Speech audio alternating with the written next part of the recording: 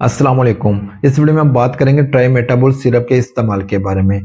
किन पेशेंट को इसका इस्तेमाल करना चाहिए और किन को इसका इस्तेमाल जो है वो नहीं करना चाहिए।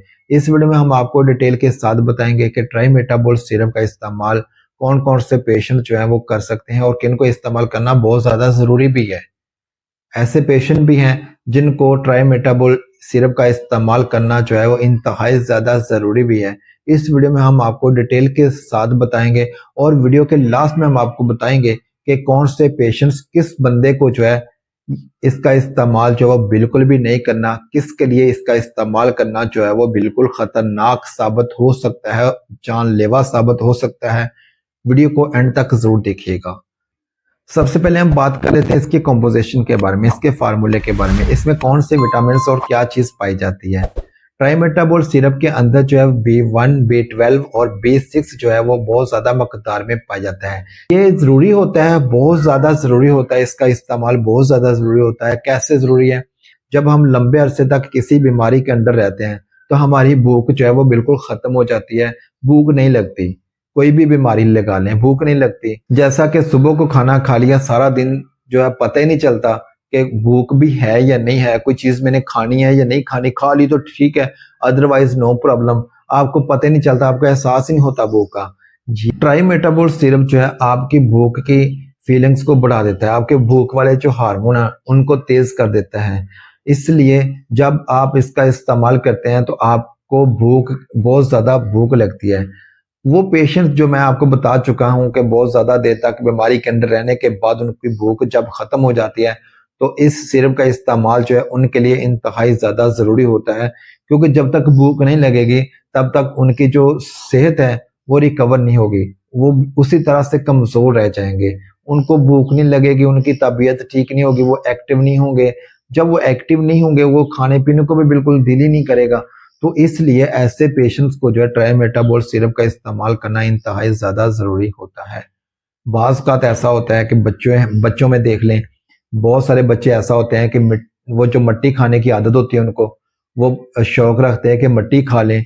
उनको भूख नहीं लगती, लेकिन क्या होता है कि मट्टी का वो जो शौक रखते हैं बहुत ज्यादा, कि मट्टी बस खा ली, यहाँ से मिली मट्टी खा ली, चाक खा लिया, कुछ भी खा लिया, बजरी सीमेंट खा लिया, कुछ भी, जो भी चीज हाथ में आई तो वो फौरन से खा ली। वजह क्या होती है कि वो भूख का उनको एहसास नहीं होता और उनका फोकस खाने पीने वाली चीजों की तरफ बहुत कम होता है। और जैसे ये चीजें मिलती हैं बॉडी में, folic acid, B12, B1, B6 की जो कमी जब हो जाती है, लाइसिन की कमी हो जाती है, जब ये सारी चीजें आपकी बॉडी में कम हो जाती हैं तो आपको आपको भूख तो लगती नहीं, लेकिन आपको ऐसी चीजें खाने की आदत पड़ जाती है।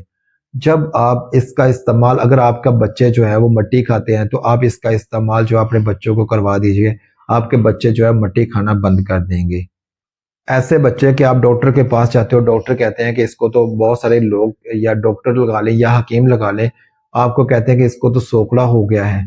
बेसिकली सोकड़ा क्या होता है कि वो बच्चा खाने पीने की चीजें जो महसूस ही नहीं करता, उसको भूख महसूस नहीं होती, खाने पीने की तरफ उस बच्चे का ध्यान ही नहीं है, बिल्कुल भी ख्याल नहीं उस बच्चे का खाने पीने की तरफ। और उसके पट्टे जो है बिल्कुल कमजोर हो चुके हैं, उसका जिस्म जो है, बॉडी जो मास जो है वो दिन ब दिन जो है वो सुकड़ता जा रहा है, जिसको आप कह देते हो कि सोकड़ा हो गया है। सोकड़े वाले पेशेंट्स को जो है इसका इस्तेमाल करना बहुत ज्यादा फायदा देता है।